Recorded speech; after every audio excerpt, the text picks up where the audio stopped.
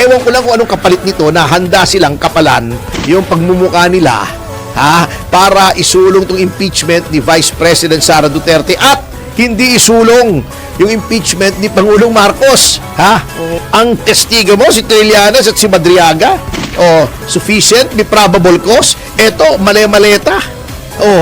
Mismong si Saldico, walang sufficiency in substance. Wow naman. Ano naman tingin nyo sa taong bayan, Mangmang? Kaya ang baba ng credibility level nyo. Ang issue, mga kasama, wag nyong bibitawan ito kasi nilalansi tayo, nililin lang tayo. Ang issue po ay flood control, corruption sa gobyerno, male-maleta, bilyon-bilyon. Wag nyong kakalimutan yan. Wag kayong palinlang, wag kayong palansi. Tanghalata po kayo. Kung akala nyo nakakapuntos kayo, hindi po. Magaling naman yan. Anyway! Eto. Attorney. Alam nyo, etong nawawala na itong flood control, etong tunay na issue eh. At nagsalita na naman, etong ating kaibigan na si Batangas Representative Lian Leviste. Okay. Na eto daw, di umano, si Executive Secretary Ralph Recto ay malapit.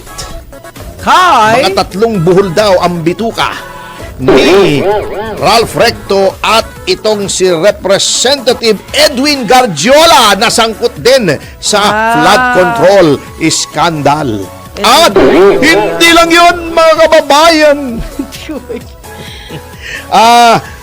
Inimbita pa pala siya, inanyayahan pa pala siya na maging partner, quote-unquote, nung dalawa, ni Recto at ni Garjola, para doon sa mga project na tingin ko ay tinanggihan niya.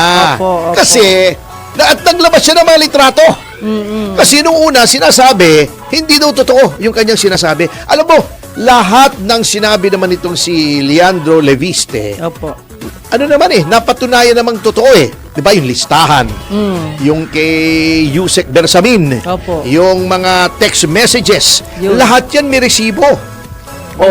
Yun lang. At eto nga, dahil nga siya inimbitahan, inilantad niya yung modus. Yan. Noong dalawa.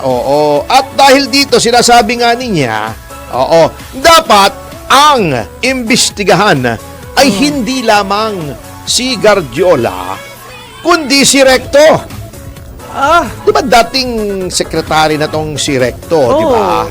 Bag ng finance pa, kung di ako nagkakamali. Then, yun ang executive secretary. Kaya sabi ni Leandro Leviste, baka kailangang imbestigahan sapagkat mukhang napakalapit na sa Malacanang ang koneksyon nitong flood control. At yun naman lagi ang sinasabi, di ba? Sabi ng 18 Marines, sabi ni Zaldico, nagde-deliver siya ng maleta, 100 billion kada taon kay Pangulong Marcos. Bakit hindi ito ang iniimbestigahan? Bakit walang sufficiency in substance yung kay Pangulong Marcos na impeachment? Ang dami-dami nagsasabi. Ang dami-daming ebidensya. Nung pumunta kami roon sa secretary, ay dala-dala namin male-maletang ebidensya, pero walang sufficiency in substance, Paano kung maniniwala dyan sa House Committee on Justice? Pero sa inyo, puro papel laman. Papel, USB, litrato, ang dami. Ang dami namin dalang ebidensya. Ayaw tanggapin. Ang tinanggap nila yung 4 pages na kamoting kahoy na complaint ng isang abogado na sa tingin namin, with all due respect to a fellow lawyer, ay ginawa lamang para umandar yung 1-year ban. Wala naman kayo nilaloko. Alam naman po ng taong bayan niya kasi unang-una, very clumsy ang ginagawa nyo. Halatang halata po kayo. Kung akala nyo nakakapuntos kayo, hindi po. Pero hindi ako naniniwalang hindi nila alam Alam mo, ewan ko lang kung anong kapalit nito na handa silang kapalan yung pagmumukha nila, para isulong tong impeachment ni Vice President Sara Duterte at hindi isulong yung impeachment ni Pangulong Marcos. Kung ito ang ebidensya mo, ang testigo mo, si Trillanes at si Madriaga, sufficient, may probable cause, eto, male-maleta. Mismong si Saldico, walang sufficiency in substance. Wow naman. Ano naman tingin nyo sa taong bayan, Mangmang? Kaya ang baba ng credibility level nyo. Bago, kita nyo kung gaano kabastos itong mga tong nasa house, ano? Yung diniderato ng house. Gusto mag-privilege speech ni Leandro Libiste, pinigilan, in-adjourn. Ganyan nila pinatatahimik ang mga kumukontra sa kanila. Kaya nga sinabi ni Erice, di ba? Opo. Hindi na to about accountability, it's about politics, it's about Politics personal gain na, yung sariling pakinabang na. Ang ganda ng Cover up pinagtutunan. na ito. Alam niya ng taong bayan. Kaya ngayon, medyo hirap din sila makakuha eh. Opo. Todo sabi ni Ridon, sigurado na daw. Eh, yun nga eh. Paano hindi sigurado? Eh, tinatakot, ha? Sinasabi nga ni Manang Aimee, tinatakot eh. Siyempre, pagka ganyan ang usapan, ano na yan? Sigurado na talaga. Katulad nito, eto ayaw imbestigahan ni Ping. Di ba, noong magte-testify na sana si Chavit, nag-submit na ng affidavit. Opo. Di ba, sabi niya, patatawag si Chavit.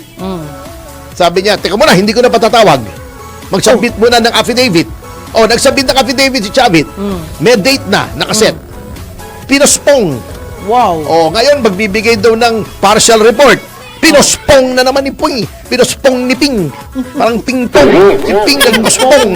Ping-pong. Diba? Ano mangyayari dyan? Wala na yan. Ang issue, mga kasama, wag nyong bibitawan ito kasi nilalansi tayo, nililin lang tayo. Ang issue po ay flood control, corruption sa gobyerno, male-maleta, bilyon-bilyon. Huwag niyong kakalimutan yan. Huwag kayong palinlang, huwag kayong palansi. Yan po ang issue. Ihabol lang natin si Shadow of the Dark God. Nandito po siya. Kunin daw yung mga ari-arian ni Recto. Teka muna, kaya may due process po tayo. Imelda Aquino. Maria Elsa Ramos from Macau. Yan. Ernest Airola. Shout to Secretary Dizon, biglang tumahimik, nanood na yata kasama sa flat. Mayong buntag from Davao, Michelle De Castro. Galing talaga, idol Attorney Ferdi, Marvin Salvaria, magandang tanghali. Ace Bagis. Pa-shout out kay Attorney Imram Abubakar Panghilinan dyan sa OMA, Office of Muslim Affairs. Nerissa Calalo, pwede pong pakibati si Sony on her birthday today, watching from Batangas. Bodyguard, hindi ba sila mananagot pati AMLAC kasi bakit di nila na red flag? Favoritism eh. Sabi ni Ivy Srensen, good morning, watching from Norway. Ahoy! Tiopianco. Ahoy! Attorney Vigor Mendoza, na head ng LTFRB. Sabi ni RG Spidermix, shout out Bunda family watching from Sharjah, UAE. At sa notang yan, mga kasama, ay magbibigay daan na po tayo sa susunod na programang Happy Birthday! Happy Birthday!